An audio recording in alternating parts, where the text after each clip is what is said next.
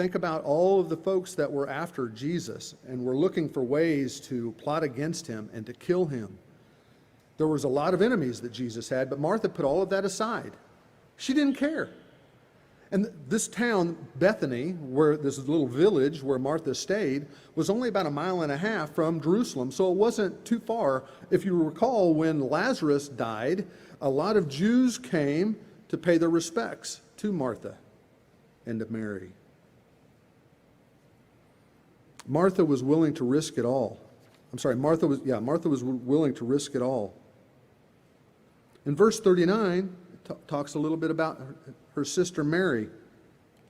Oh, and by the way, if you want to write down the extra verses, I'm terrible about leaving you guys enough time to flip to them, so there they are on the screen. Verse 39, it says, she had a sister, Martha had a sister called Mary, who sat at the Lord's feet listening to what he said.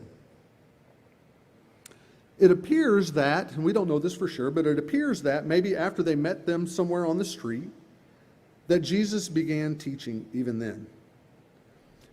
They come into the home, the teaching continues, and Mary sits at his feet to listen to what Jesus is going to say.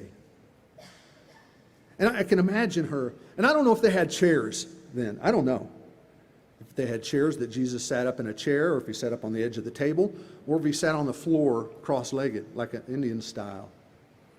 But either way, Mary sat at his feet. And one of the things that I imagine is, as Jesus is talking, Mary's got her hands like this, and she is listening to every word. Have you guys ever made up a story to tell a little child? Just some little crazy little story. Doesn't have to be anything exciting. And they're hanging on every word.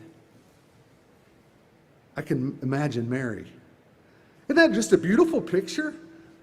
At the feet of Jesus, listening to every word that he says. Let's look at some examples just from this verse.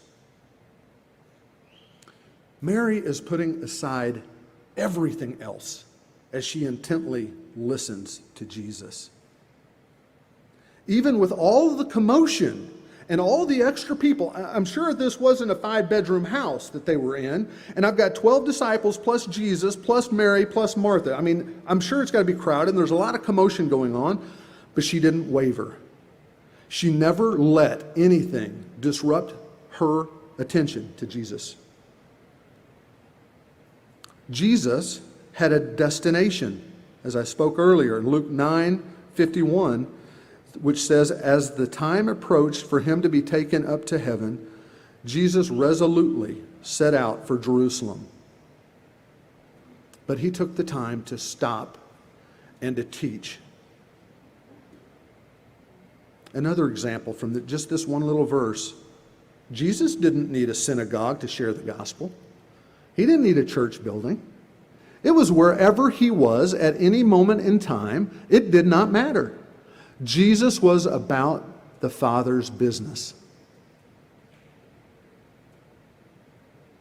The Lord wasn't distracted by hunger. Martha was in there whipping up some dish for them all. The Lord never wavered. He was focused on teaching. And Jesus didn't have to look for an opportunity to teach. He made it.